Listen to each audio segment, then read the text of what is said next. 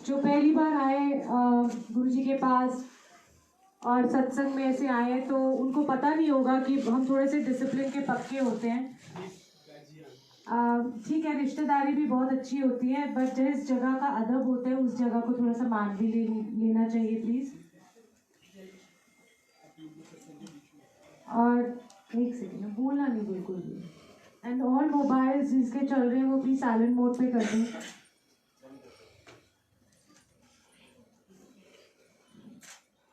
कोई बात नहीं, अगर हम पहली बार आते हैं तो थोड़ी बहुत हमसे ऊंच नीच हो जाती है, क्योंकि हमें ना आदत नहीं है डिसिप्लिन की। जब भगवान के पास जाते हैं, हम जब मंदिरों में जाते हैं, माता की चौकियों में जाते हैं या जगराते में जाते हैं ना, हमें ना डिसिप्लिन नहीं आता। हम वहाँ भी गप्पे मार रहे होते हैं, माता रानी बेचारी बैठी है, आशीर्वाद दे रही है, पर हम क्या कर रहे होते हैं, अपनी गप्पे मार रहे, रिश्तेदारी की गप्पे। तेरा मुंडा की कर दे, तेरी कुड़ी की कर दी है, उन्होंने ब्याह हो गया, कितने बच्चे ने। मतलब माता रानी तो बेचारी बैठी हुई है, बट किसी का ना भजन कीर्तन में ध्यान है, ना ही कहीं उनके तरफ ध्यान है कि कितना अच्छा सोना सजाया है, बड़ा चंगा अरेंजमेंट है। That's all.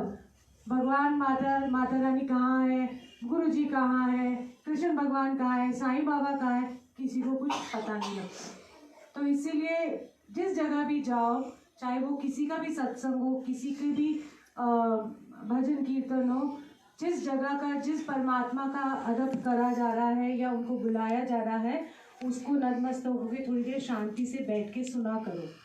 अपनी अपनी तो मौज मस्ती होती है, आप जो करते हैं अपने घरों में, तो फोनों पे भी लगे रहते हैं, हर जगह लगे रहते हो, बट एक ऐसी जगह भी होनी चाहिए जिस अदब से जाते हो उसका आपको सम्मान करना चाहिए, उनकी रिस्पेक्ट करनी चाहिए। परमात्मा की रिस्पेक्ट नहीं करोगे तो आपको मान इज्जत भी कैसे मिलेगा। तो थोड़े से रूल्स होते हैं, रूल्स एंड रेगुलेशंस कोई नहीं होते, पर एक आपके अंदर की आवाज़ होनी चाहिए, आपके एक अंदर का कॉमन सेंस और संस्कार होना चाहिए कि आप जहाँ जा रहे हो उसका आप अदब कर रहे हो, उसका सत्कार कर रहे हो, या अपनी वेलियाँ मारे जा रहे हो, अपने ही लगे हुए हैं, सच सवर के आते हैं। मैं आपको इसलिए बताती हूँ क्योंकि मैंने बहुत देखा है। एक बार हम ऐसी माता की चौकी पे कहीं गए थे, तो नॉर्मली मैं ऐसे जाती नहीं हूँ, बट हाँ हमारे रिश्तेदार थे तो इसलिए मैं चली गई, और बहुत क्लोज थे, और सास को भी अच्छा लगता कि मैं जाऊँ। मैंने कहा अच्छा चलो जाती, नहीं तो मैं गुरुजी के सत्संग के अलावा कहीं जाती नहीं हूँ। तो जब मैं वहाँ गई तो मुझे बड़ा बुरा लगा, मुझे बड़ा दर्द भी हुआ कि वो इतना अच्छा सा दरबार लगा हुआ है, इतना अच्छा लग रहा है, बट सारे इतने ज्वेलरी और इतने हैवी कपड़े पहन के, वो सारे के सारे ना, वो बेटे गा रहे हैं, वो भजन गा रहे हैं, और वो सारे ना माता रानी की वो आगे आके ना फोटो ही खिंचा रहे हैं अलग अलग पोज में, वो गाए जा रहे हैं, माता रानी अपने में लगी हुई है, ये अपने में लगे हुए फोटो सेशन करने में। तो मैंने सोचा कितनी बेअदबी है, आई मीन सिर्फ फोटो खिंचवाने के लिए, अपना सज संवरने के लिए ही आप उनको बुलाते हो, ये सब करते हो। या जो वो गा रहे हैं, जिन्होंने आपको दिया है, परमात्मा ने, माता रानी ने, या गुरु जी ने, या कोई भी साईं बाबा ने आपको दिया है, एटलीस्ट 2 मिनट उनका बैठ के शुक्राना करो, उनके साथ जुड़ो तो सही कम से कम बैठ के। ये अदब होता है, ये हमारा इंसानी कर्तव्य भी होता है।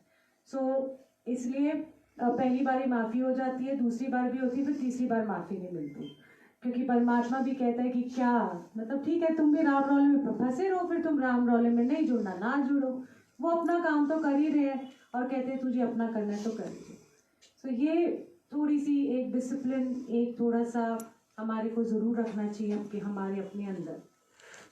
एनीवे, ये तो कुछ छोटी सी बात है ताकि देखो शांति हो गई ना कम से कम। जय गुरु जी। सबसे पहले तो मैं हमेशा ये कहती हूँ कि गुरु जी का आना घर पर, और गुरु जी का संगत के साथ घर पर आना, ये भी बहुत बड़ी बात होती है। और गुरु जी अपनी संगत को इतना प्यार करते हैं, इतना प्यार करते हैं कि वो जब भरपूर संगत आती है, इतने प्यार से जब संगत उनको बुलाती है, आओ भगत करती है, ये नहीं देखती कोई छोटा है बड़ा है, पर संगत गुरु रूप होती है, तो वहाँ पर 4 चांद लग जाते हैं।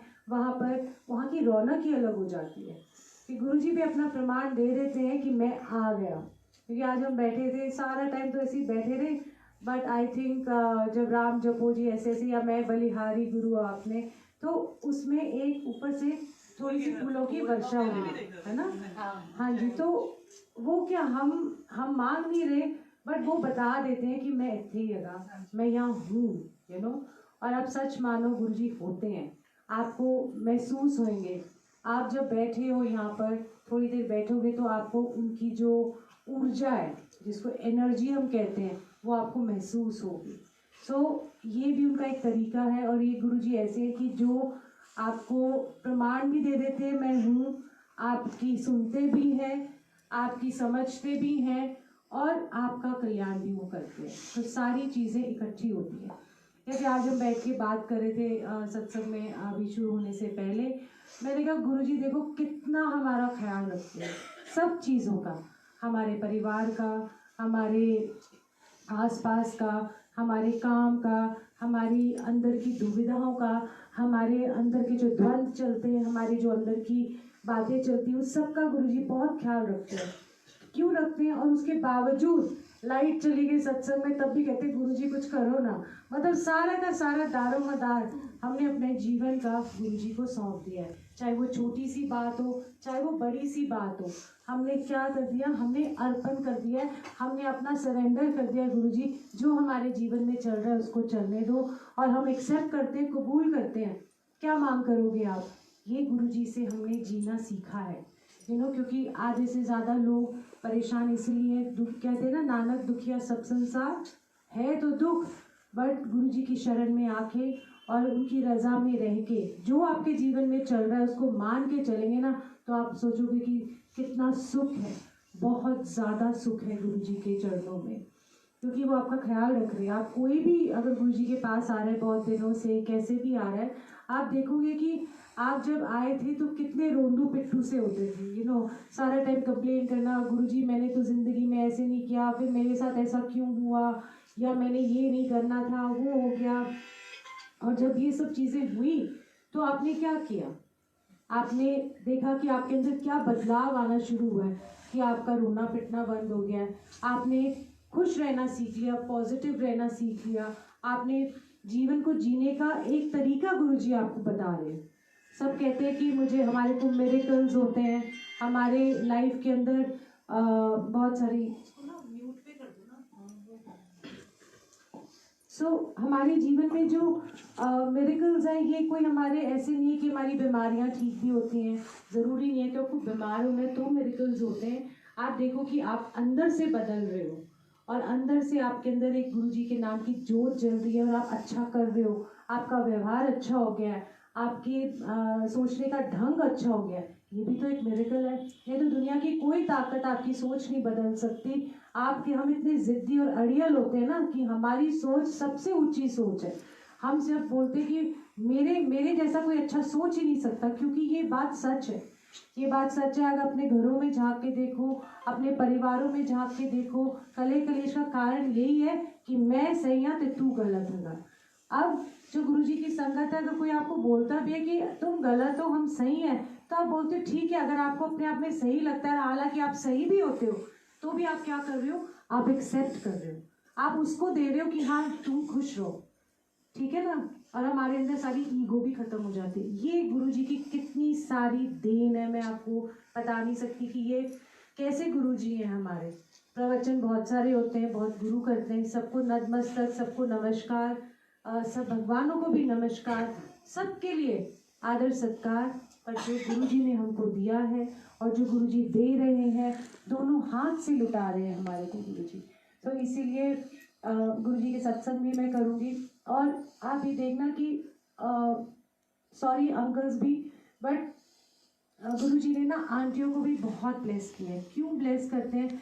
मैंने तो ये देखा है अपनी 13 या 15 साल की जर्नी में गुरुजी के साथ, कि जितनी औरतें घरों के अंदर बैठी रहती थी कैद की तरह, और घर से बाहर नहीं निकलती थी, वही चूल्हा चौका जिसको कहते हैं ना, और घर परिवार, और इसके अलावा उनके जीवन में कोई रस ही नहीं है। घर में आना, वही काम चलना, वही रिश्तेदारी, वही। बट गुरुजी ने पता है क्या कर दिया हमारे को? गुरुजी ने सारी औरतों को बाहर निकाल के सत्संगों में जाना उन्होंने शुरू किया। उन्होंने घर घर सत्संग होते हैं, जाते हैं, सेवा का भाव सिखाया है गुरुजी ने, कैसे सेवा होती है। इवन हमारे को, अंकल्स को, आंटीज को सेवा का भाव सिखाया है। आके चाय प्रसाद दो, लंगर बांटो, और कितनी खुशी होती है उस सेवा करने में कि आप उसका मतलब आपको हर जगह आप जा रहे हो, आप क्या करते हो, गुरुजी का सत्संग ना भी हो रहा ना, ऑटोमेटिकली क्या हो रहा है कि सारे अपने आप खड़े होकर सेवा करने लगते हैं।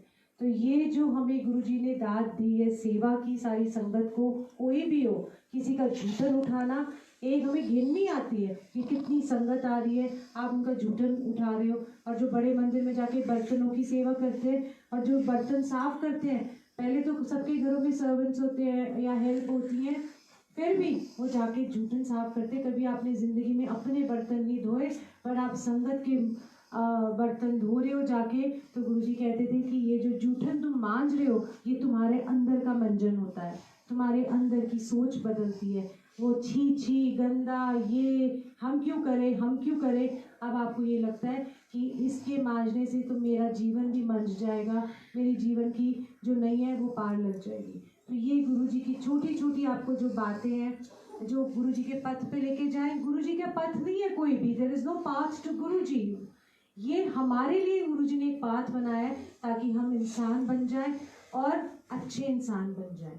गुरुजी कहा करते थे कि अपने बच्चों को तो सभी प्यार करते हैं ना, बहुत प्यार करते हैं, बेइंतहा मोह रखते हैं, बहुत ज़्यादा मोह रखते हैं, बट कहते हैं इंसान और इंसानियत वही है जो दूसरे का बच्चा गिरे, चाहे आपकी हेल्प का बच्चा गिरे, उसको चोट लगे, तो जितना दर्द आपको अपने बच्चे के लिए होता है, उतना दर्द अगर आप उस सर्वेंट, मेड सर्वेंट की या आपके घर में जो काम करती है उनकी बच्चा गिर गया और उसको दर्द हो, तब तो जाने कि आपके नाम में इंसानियत नाम की जीत जाग रही है। अदरवाइज कोई जागृति नहीं अभी हुई। अभी आप धीरे धीरे धीरे इंसान बन रहे हो, इंसानियत आएगी आप में। तो आपकी ये छोटी चीज़ें गुरुजी देखते हैं, आपका भाव देखते हैं गुरुजी। तो जुड़ने के तरीके कोई नहीं होते, कोई आपको जोड़ नहीं सकता, ऐसा कोई भी दुनिया में तरीका नहीं जो आपको जोड़ सकता है। ये जो जुड़ाव आएगा ना वो गुरुजी की तरफ से आएगा, कनेक्शन आपका गुरुजी बनाएंगे, क्योंकि तार जोड़ने वाले वो हैं, उनकी जो जुड़ी हुई तार है वो पक्की है, और जो हमारी जुड़ी हुई जो तार है हम जो जोड़ेंगे उसका कनेक्शन फेल हो जाता है। हर बारी प्रॉब्लम आती है तो हम फटाफट खींच लेते हैं, हमने वो रेड टेप, वो जो कहते हैं ना, जब आप दो तारे जोड़ो तो ब्लैक टेप से करते हो, हल्का सा अगर आपने खींच लिया दुख में अपनी तार तो वो तो निकल जाएगी, पर गुरुजी अगर जोड़ेंगे आपसे तार तो वो परफेक्ट होगी, काटे और टूटे कहीं से भी नहीं कर सकती, ये उनका कनेक्शन है। तो इसीलिए हम गुरुजी से अरदास करते हैं कि गुरुजी हम तो नादान है, ना समझ हैं, आप ही हमारे से कनेक्शन जोड़ो ताकि हम आपसे कनेक्टेड रहें, हम आपसे जुड़े रहें हमेशा। मैं अपना सत्संग करती हूँ कि जब मैं गुरुजी से मिली थी 2005 में, सब अपनी अपनी प्रॉब्लम्स के साथ आते दुनिया में। जैसे हम अगर बहुत सारी दिक्कतें हैं तो गुरुजी कहते थे बहुत ज़्यादा दुखी हो या आपकी प्रॉब्लम्स आने वाली होती है ना, तो गुरुजी आपकी लाइफ में आते हैं और आपको सही दिशा देते हैं।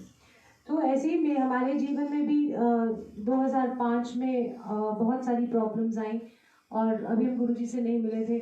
आज फिर मुझसे गुरुजी अपना हेलीकॉप्टर का सत्संग कराएंगे। एनीवे, सो ये भी उनकी रजा है, ये उनकी चक्री चल रही है, मुझे भी मालूम नहीं है कैसे। सो 2005 में भी हमारी अपनी बहुत सारी प्रॉब्लम्स आई, और जब हमारे सारे दरवाजे बंद हुए ना तो मेरे लिए गुरुजी का दरवाज़ा खुला, और जब से खुला तब अपने खोल के रखे, अपने मंदिर के नहीं, अपने दर के द्वार ही नहीं, पर उन्होंने अपने दिल का द्वार भी खोल दिया। तो इसलिए उनका प्यार पाके हम धन हो गए।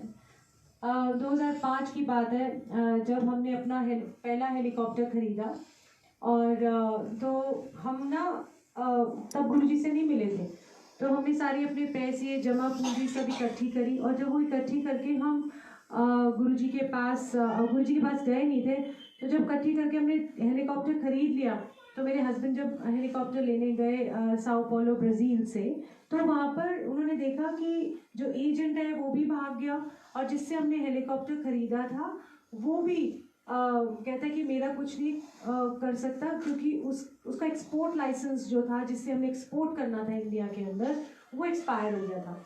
तो जब वो एक्सपायर हो गया तो अब कहाँ से हम लेके आ सकते हैं, क्योंकि हमारे एक्सपोर्ट लाइसेंस पे तो हम नहीं ला सकते, उनके हमारे पास है ही नहीं एक्सपोर्ट लाइसेंस। उस कंट्री का। तो उन्होंने क्या किया, उन्होंने बोला कि हाथ खड़े कर दिए। तो मेरे हस्बैंड गए इंडियन एम्बेसी, हर ऑफिशियल, वहाँ के ब्राज़ीलियन ऑफिशियल्स के पास। तो उन्होंने बोला कि नहीं, आपका ना हेलीकॉप्टर यहीं पर उड़ा लो, यहाँ पर हम परमिशन नहीं ग्रांट करेंगे। अब बड़ा बुरा हाल हुआ, और साथ में 15 दिन के लिए, 15 दिन में आ जाना था हमारा हेलीकॉप्टर। बट क्या हुआ कि उन्होंने बस, मैंने कहा 2.5 महीने हो गए, क्योंकि मेरे हस्बैंड फिर मेरे पास बैंक वाले पीछे पड़ गए, आपने ना हवाला कर दिया, इतने करोड़ों रुपए भेज दिए आपने ब्राज़ील, और अब क्या करूँ मैं।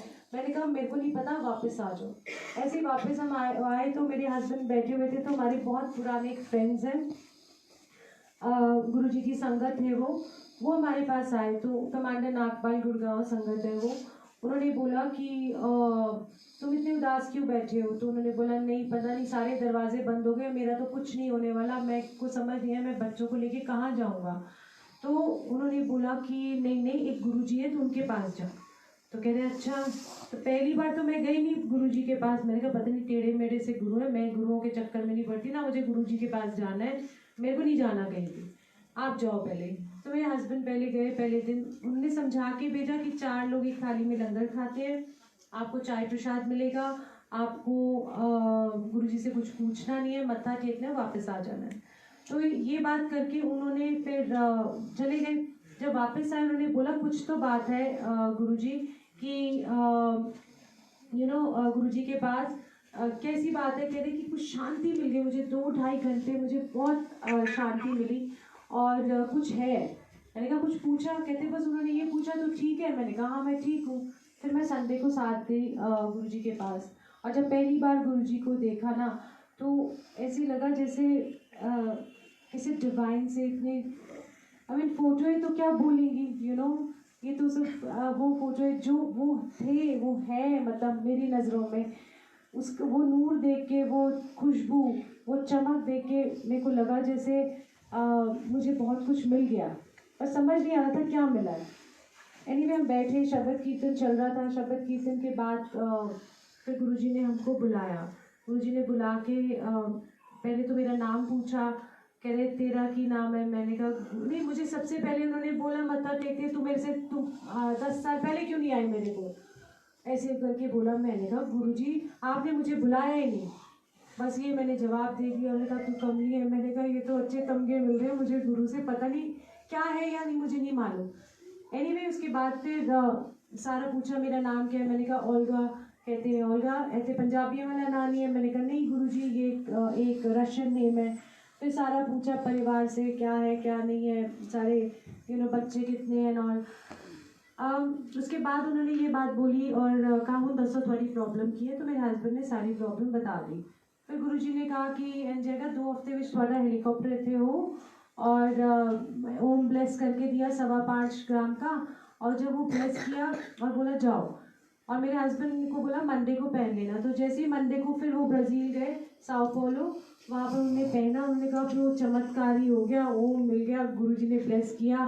फिर हमें नहीं पता, अब गुरुजी ने बोल दिया, हमने मान लिया, हम चले गए। कोई सरेंडर नहीं, कोई मानना नहीं, कोई विश्वास नहीं।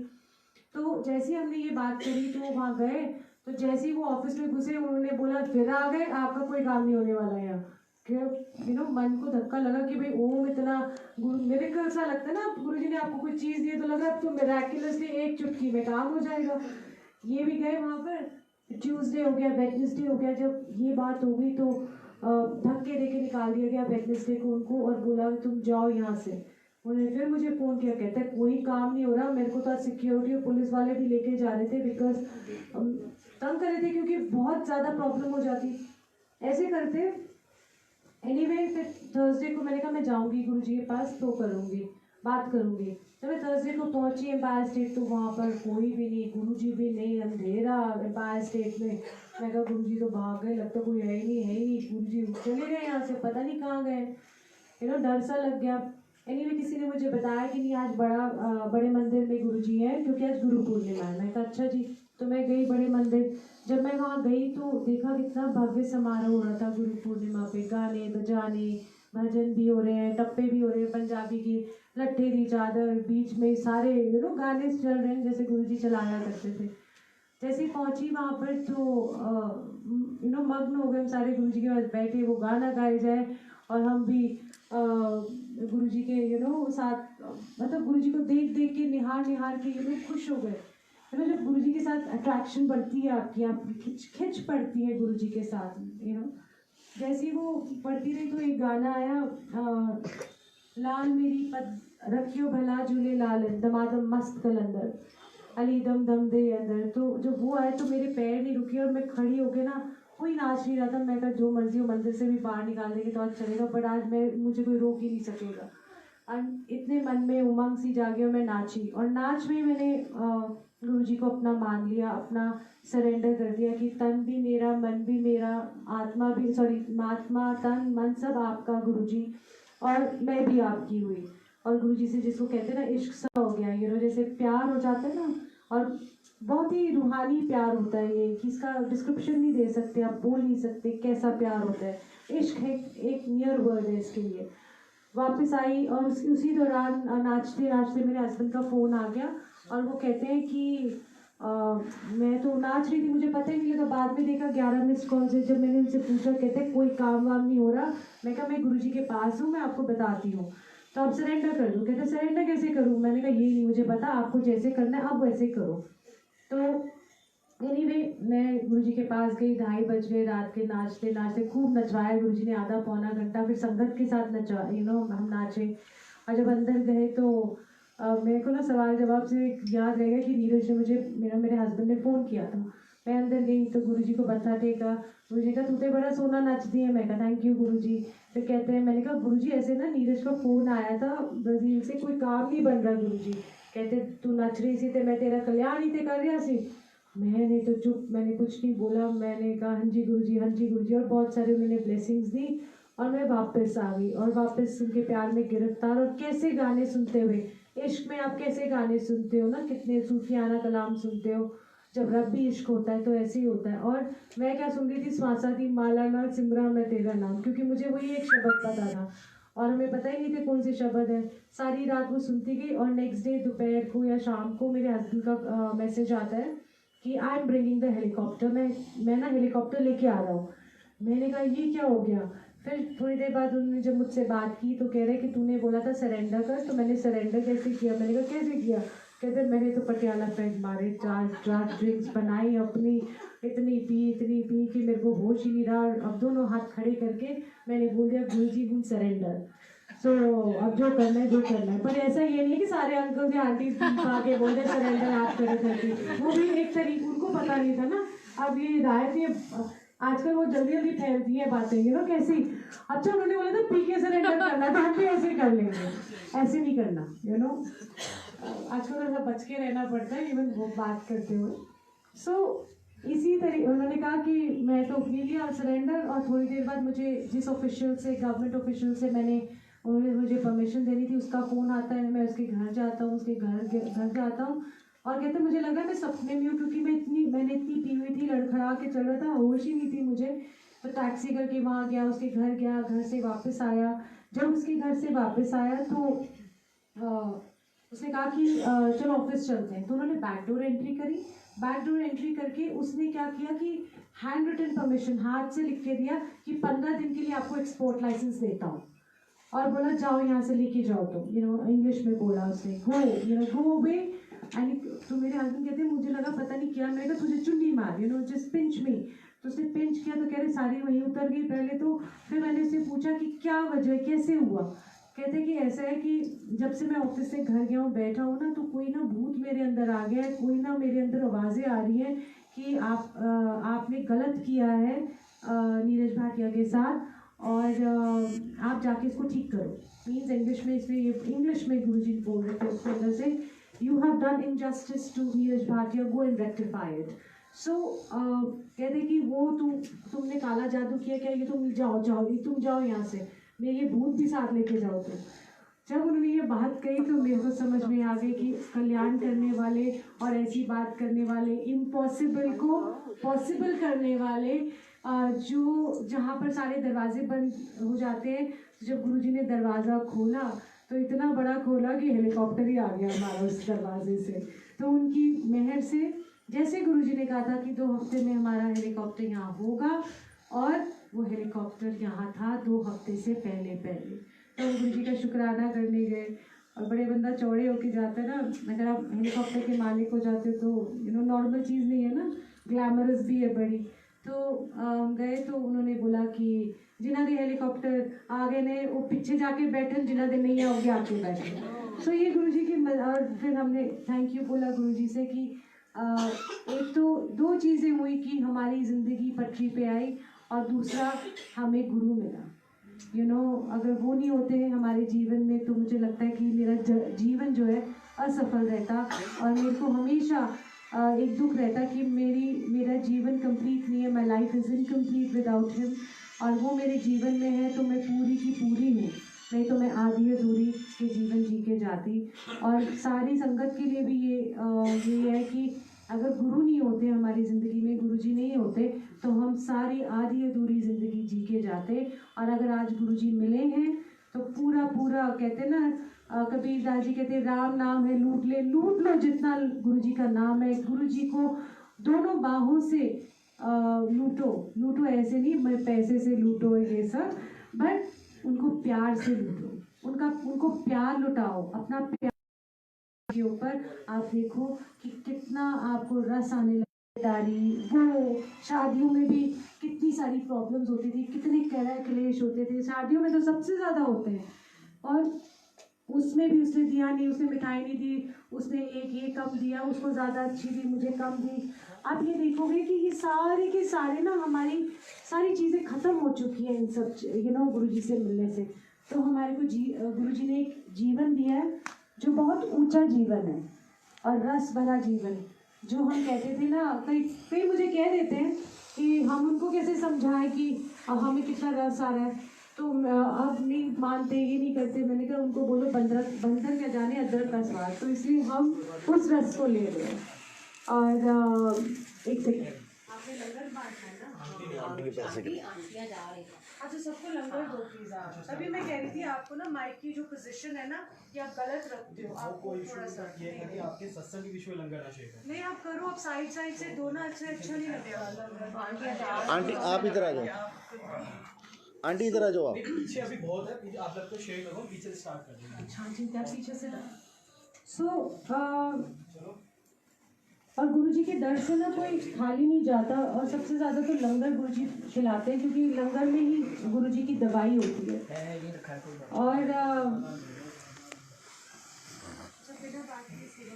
काफ़ी सारे लंगर खा के जाना, don't go without the langar please, है ना, प्लीज सबको लंगर दो, जा रहे हैं तुमको लंगर खिला के भेज। सो गुरुजी के दर पे ना बहुत कुछ है, वो बहुत देते हैं, उनकी ब्लेसिंग्स जैसे गुरुजी कहते थे बहुत बिखरी हुई हैं, बट लेने वाले बनो। जैसे कई बार जैसे कई संगत आती थी जो एक सेकंड में ना बड़ी अनकंफर्टेबल, एक सेकंड हाँ ऐसे अच्छा नहीं आ सकती बिकॉज ये वायर्स भी होती है ना।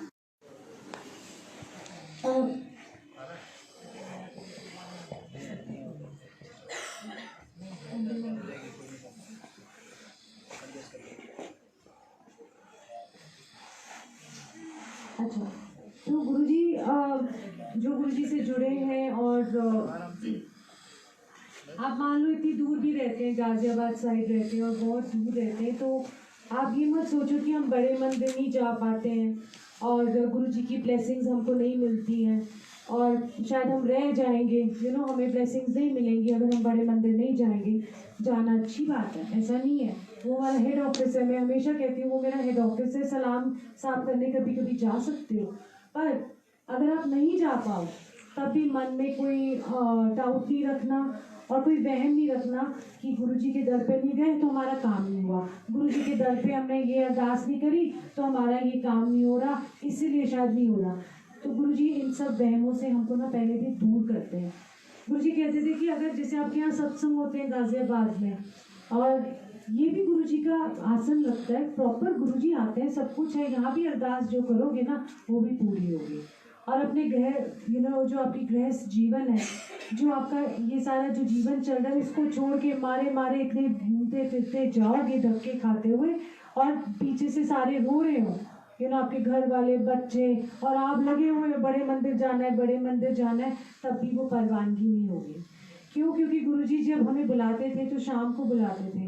जैसे अगर हस्बैंड वाइफ है, क्या होता था सारा दिन अपने हस्बैंड ऑफिस जाते थे और शाम को जब वो फ्री होके आते थे 8 साढ़े 8 बजे गुरुजी के पास आया करते थे, जैसे कोई ऑफिस से फ्री होता था तो गुरुजी कहते थे सारे काम पूरे करो। या जो वाइफ्स होती थी या आंटीज होती थी वो भी अपना खाना वाना बना के सब कुछ सेटल करके शाम के टाइम फिर वो आ जाते थे और आराम से, ताकि सारे अपने काम पूरे करके गुरुजी के पास जाएं। तो ये नहीं कि एक बार कोई आंटी आई तो वो तो फटाफट 6 बजे पहुंच जाना, 6:30 बजे रोज़ ऐसे ही पहुंच जाना। और गुरुजी ने फिर एक दिन उनको डांट लगाई, कह रहे तू मेरे को भज्जी आंदी है नी, तू अपनी सासू ते खाना नहीं खिला के आंदी, तू ओदा खाना नहीं बना के आंदी, मेरे को की करन आंदी है। सो ये जो गुरुजी की प्रैक्टिकल थे बहुत गुरुजी। ये नहीं कि आप ये सोचो कि हाँ अपने आप कर लेंगे, पहले अपने घर में भी सेवा करो, अपने सारे काम करो और फिर आओ। अगर हम भी सत्संग में निकलते हैं, प्रैक्टिकल चीज़ बता रही हूँ, अगर मैं भी आज घर से निकलती हूँ तो मैं अपने घर में पूरा कुछ सेटल करके सब काम अपना देख के कि सबको, किसी को असहूलियत ना हो, किसी को मेरी वजह से कोई प्रॉब्लम ना आए, तो सारे काम सेट करके फिर हम घर से निकलते हैं ताकि किसी को बेआरामी ना हो हमारी वजह से। तो इसी तरीके से अगर आप सत्संग में भी आते हैं या बड़े मंदिर भी जाते हैं तो ज़रूर पहले अपने घर में सारे काम खत्म करके सब जो आपके हैं वो करके फिर जाओ। अगर नहीं जा पाए तो वहम नहीं करना, आज तुम्हारी गुरुजी की ब्लेसिंग रह गई, हम हफ्ते में एक बार जाते थे बड़े मंदिर, अब तो वो भी रह गया हमारा। इन सब चीज़ों वहमों में मत पड़ो। गुरुजी कहते थे अगर कोई मेरे पास नहीं आ पा रहा मजबूरी से या इतनी संगत हो गई है तो मैं घर आके ही तुम्हें ब्लेस करूँगी। जैसे बहुत सारे थे, जैसे कोई 2 वक्त की रोटी कमाता है और उसके पास पैसे नहीं है इतने कि वो हर रोज़ आ जाए गुरुजी के पास या चारों दिन आ जाए, तो गुरुजी इसको मना करते, कहते तू 2 वक्त की रोटी अपने परिवार को चलाता है तो तू मेरे पास ना, मैं तेरे पास आ जाया करूँगा। और इसी तरीके से गुरुजी ब्लेस करते थे। इसलिए कभी भी ये मत सोचना कि आप जा नहीं पा रहे हो, वहम के शिकार नहीं होना। किसी तरीके का वहम नहीं है गुरुजी के यहाँ पर, ना कोई लंगर का, ना प्याज लहसुन का, ये नरातों में भी प्याज लहसुन नहीं खाने, ये सब वहम नहीं है। क्योंकि जब परमात्मा आपको खुद खिला रहा होता है तो फिर आपके खुद के रूल्स बनाए हुए, माता रानी ने थोड़ी ना रूल्स बनाए प्याज लहसुन नहीं खाना, ये तो पंडितों ने रूल्स बनाए हैं ना कि आपके अंदर तामसिक भाव ना आए। पर आप देखोगे तामसिक भाव फिर भी रहेगा। 8 दिन नराते होते हैं ना, तो 8 दिन में क्या करते हैं, वो तला हुआ खाते हैं, उससे क्या तामसिक भाव नहीं आता, आलू फ्राई कर करके खाई जा रहे, तो उनमें भी तो तामसिक भाव आ ही रहा है ना। चुगलियाँ भी कर रहे हैं तो वो भी तो तामसिक भाव है। तो इसीलिए जो जाता है आपके अंदर वो नहीं है, जो आप उगलते हो अपनी जुबान से वो इम्पोर्टेंट है। और गुरुजी की जो संगत है, एक दूसरे को नीचा नहीं दिखाना, एक दूसरे के साथ बहुत मिलजुल के रहना है। और आपकी आपसी जो गाजियाबाद में संगत है, जो भी गाजियाबाद की संगत है, उन सबको ना आदर सत्कार के साथ आपको उनको वेलकम करना है। अगर जिसके पास बहुत पैसे नहीं है, जिसके कपड़े भी बेहाल है और आपने उसको मोड़ दिया अपने घर पे सोच के कि ये मेरा घर है तुम कैसे आ सकते हो, तो वहाँ भी गुरु का निरादर होता है। तो इसीलिए जो भी गुरु जी की संगत आए, जो भी आए, चाहे उसके फटे हाल हो, चाहे वो अच्छे कपड़े पहन रहा हो, चाहे वो दर्द में हो, चाहे वो सुखी हो, सबका वेलकम एक जैसा करना चाहिए। सारी संगत है गुरु जी की, आप भेदभाव करने वाले नहीं है। क्योंकि गुरु राजा से रंग भी बना सकता है और रंग से राजा भी बना सकता है। तो ये थोड़ा सा डर के भी रहना चाहिए कि आज आपके पास बहुत है, कल आपके पास शायद उतना ना हो, और आज जिसके पास बिल्कुल नहीं है, आज कल उसके पास बहुत हो। तो इसीलिए समदृष्टि से देखो जो भी गुरु जी की संगत आती है, क्योंकि गुरु जी ने तो कभी भेदभाव नहीं किया हमारे साथ, कभी नहीं किया कि इसके पास कम है ज़्यादा है। गुरु जी ने भरपूर दिया। ऐसे ही जैसे कई एक बार ना कपल IAS ऑफिसर गुरु जी के पास है, ये मुझे किसी संगत ने, बहुत पुरानी संगत ने बात सुनाई थी, उनकी कानों सुनी और आंखों देखी। तो कह रहे कि कपल IAS ऑफिसर्स दोनों हस्बैंड वाइफ और बड़ी अच्छी पोजीशन में है, गुरुजी के पास आके बैठ जाना। लोग सोचते थे गुरुजी ना अमीरों के गुरुजी हैं, गुरुजी ना बहुत पावरफुल लोगों के गुरुजी हैं। और तो उन्होंने बोला कि बैठे रहे, गुरुजी भी उनको पास बैठाए रखा। लोग सोचे बड़ा रोज़ आते हैं गुरुजी के पास बैठ जाते हैं, बड़े लकी हैं जी, बड़े लकी हैं। तो संगत के मन में चलता है, जैसे आप जाते हो बड़े मंदिर तो एक एरिया होता है जहाँ पर सारे लगता है वीआईपी लोग हैं, ये सारे सबको लगता है, ये मन में आता ही है, पर कोई वीआईपी नहीं है, ऐसा कोई वीआईपी नहीं है गुरुजी का। तो मिल जाएगी आपको। तो उन्होंने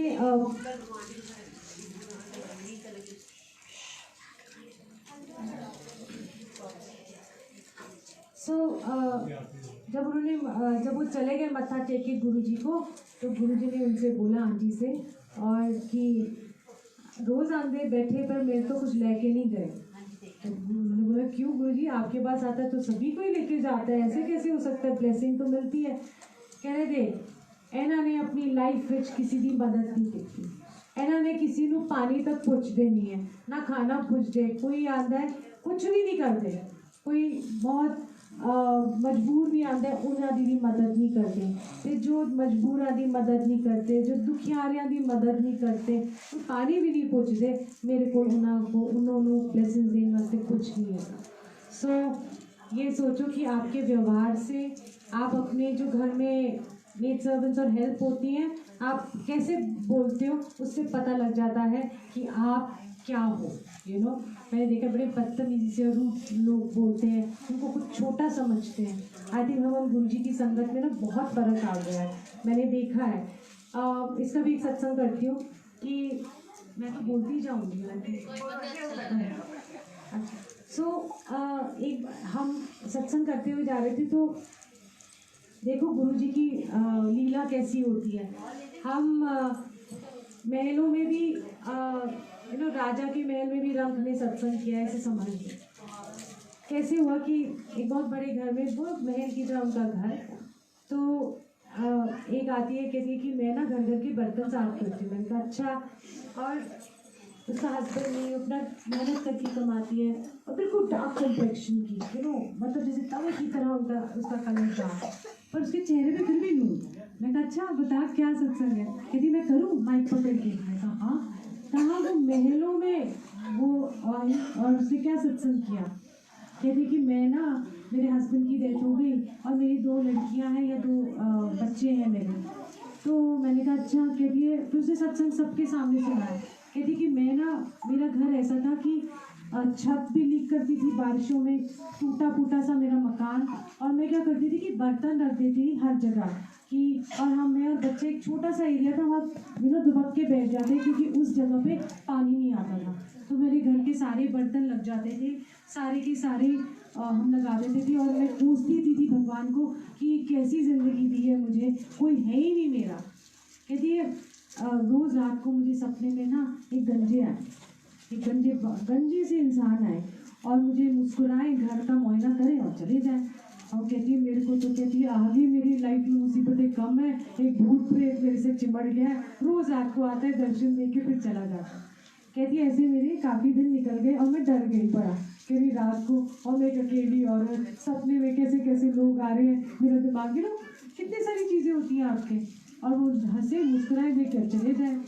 तो ऐसे काफ़ी दिन निकल गए। कहती मैंने घर का काम पकड़ा, और झाड़ू पोछा सफाई का, और जो भी सफाई का और बर्तनों का। तो कहती है जैसे ही मैं एंटर करी ना, तो सामने उसने गुरुजी की फ़ोटो देखी। कह रहे ये तो गंजे बाबा है जो मेरे को बहुत तंग करते हैं। तो जो जिनके घर काम करती, क्या मतलब गंजे बाबा, गुरुजी है ये तो उसने फिर अपना सुनाया कि ऐसे ऐसे मेरी ये आते हैं मेरे ड्रीम में, उनको कितनी लकी है जिसके घर में वो काम करने आ रही, वही कह रही है तू तो कितनी लकी है, तेरे को तो गुरुजी दर्शन दे रहे हैं, हमें तो वो भी नहीं दे रहे। पहला चेंज। तो वो काम करना शुरू की, और धीरे धीरे उसकी छत भी सही हो गई, और कितने साल हो गए मैं इसको जानती हूँ, और छत भी उसकी एकदम पक्की कर दी गुरुजी ने, इसको पक्का घर दे दिया, उसके बच्चे भी पढ़ गए हैं। और उसकी एक अरदास जो मैंने सुनी ना, वो मेरे दिल को छू गई, और जो वो गुरुजी को प्रे करती है वो मैं ज़रूर शेयर करूँगी। तो कहती है मैंने गुरुजी को ये बोला, मैंने कहा गुरुजी बच्चे बड़े हो गए अपना करियर बना लेंगे, पर मेरे हाथ पैर सलामत रखना कि मैं घर घर का काम करके इंडिपेंडेंट रहूं, मैं अपना गुजारा और अपनी रोजी रोटी इसी से कमाऊंगी, मुझे महलों की कोई इच्छा नहीं है, मेरे पास हाथ पैर चलाते रहना एंड तक, ताकि मैं अपना पेट भर सकूं, ना मैं बच्चों पे डिपेंडेंट रह सकूं, ना मैं किसी पे भी, बस ये पर गुरुजी मेरे लिए कर देना, मुझे महल की ज़रूरत नहीं, मुझे घर की ज़रूरत नहीं है, मुझे बड़े महल बड़े घर नहीं चाहिए। तो जब उसकी ये बात सुनी तो मुझे लगा हम तो कितने छोटे हैं, एक्चुअली हम कितने छोटे हैं। गुरुजी आपको हर पल सिखाते हैं, आपको हर पल बताते हैं, सिखाते हैं कि देखो ये भी एक लाइफ है, ये भी ऐसे भी है संगत में भी, और एक है जो मिलता है तब भी रोती है, और जिसको नहीं मिला तब भी वो खुश है, जिसको बहुत मिला हुआ है तब भी उसने रोना है। अच्छा एक तो गुरुजी डायमंड मिल गया, अब तो सॉलिटेयर तो ले लिया, अब मुझे रूबी भी चाहिए, अब मुझे ना पन्ना भी दे दो, मैं तो बड़ी दुखी हूँ इस मामले से, उसके पास है मेरे पास नहीं है। तो अब ये देखो कि कितना हमारे को गुरुजी ने बदला है कि हमारे पास है या नहीं है। गुरुजी कहते हैं सीखो, तो जब आप सीखने आए तो प्लीज़ सीखो और गुरुजी से खूब सारा जुड़ो और खूब सारा प्यार करो, देने वाले वो हैं, करतार भी वही हैं, तो जैसा भाव रखोगे वैसे ही आपकी झोली में पड़ेगा। जितनी बड़ी झोली प्यार की कर लोगे उतना प्यार भी समेट लोगे, उतनी ब्लेसिंग्स भी समेट लोगे। और अगर दिल छोटा रखोगे, झोली छोटी रखोगे, क्योंकि दे तो वो बहुत है, वो तो बिखर ही जाएगी। तो इसलिए खूब सारा प्यार करो और सीधा सीधा चलो गुरुजी के पास, वहमों में मत पड़ो। जय गुरु।